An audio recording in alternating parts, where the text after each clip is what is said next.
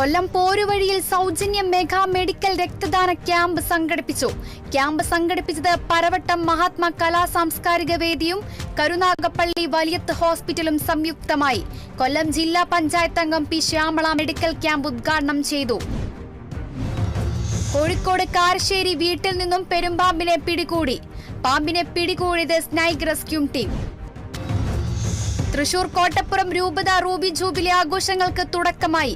കോട്ടപ്പുറം രൂപതയുടെ പ്രഥമ ഇടയൻ archbishop emeritus doctor Francis Kallarakkal ദിവ്യബലിയിൽ മുഖ്യ കാർമ്മികത്വം വഹിച്ചു. ആഘോഷങ്ങൾ ആർഭാടമാക്കുന്ന സ്വഭാവത്തിന് മാറ്റം വരുത്തണമെന്ന് ബിഷപ്പ് ഡോക്ടർ അംബ്രോസ് പുത്തൻവീട്ടിൽ പറഞ്ഞു. തൃശൂർ കൊടുങ്ങല്ലൂർ സെന്റ് മേരീസ് ദേവാലയത്തിൽ ദുഃഖാന തിരുനാൾ ആഘോഷിച്ചു. ഫാദർ ജെയിംസ് പള്ളിപ്പാട്ട് മുഖ്യ കാർമ്മികത്വം വഹിച്ചു. ഫാദർ സജു വടക്കേത്തല വചന സന്ദേശം നൽകി.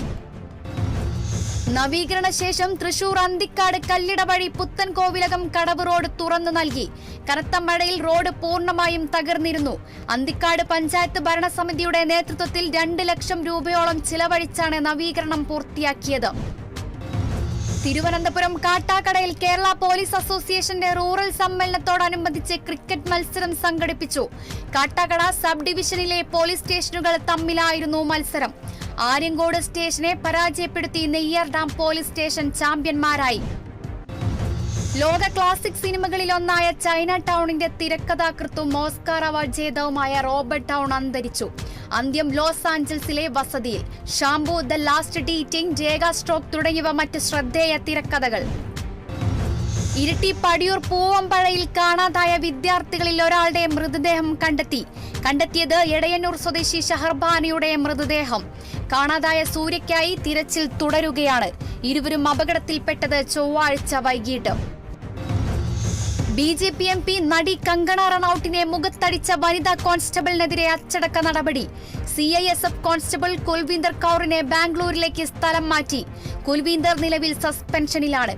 കർഷകരെ അപമാനിച്ചെന്നാരോപിച്ച് ജൂൺ 6-നാണ് ഛത്തീസ്ഗഡ് വിമാനത്താവളത്തിൽ വെച്ച് കുൽവീന്ദർ കങ്കണയുടെ മുഖത്തടിച്ചത്. തിരുവനന്തപുരം വിതുരയിൽ 58-കാരനെ കരടികൾ ആക്രമിച്ചു. ബോണക്കാട് സ്വദേശി ലാലയ്ക്കാണ് പരിക്കേറ്റത്. പുലർച്ചെയാണ് സംഭവം. ലാലയെ തിരുവനന്തപുരം മെഡിക്കൽ കോളേജ് ആശുപത്രിയിൽ പ്രവേശിപ്പിച്ചു. മുതിർന്ന BJP നേതാവും മുൻ ഉപപ്രധാനമന്ത്രിയുമായ LK അദ്വാനിയെ വീണ്ടും ആശുപത്രിയിൽ പ്രവേശിപ്പിച്ചു. ഡൽഹി അപ്പോളോ ആശുപത്രിയിലാണ് പ്രവേശിപ്പിച്ചത്. ആരോഗ്യനില തൃപ്തികരമെന്ന് ആശുപത്രി അധികൃതർ.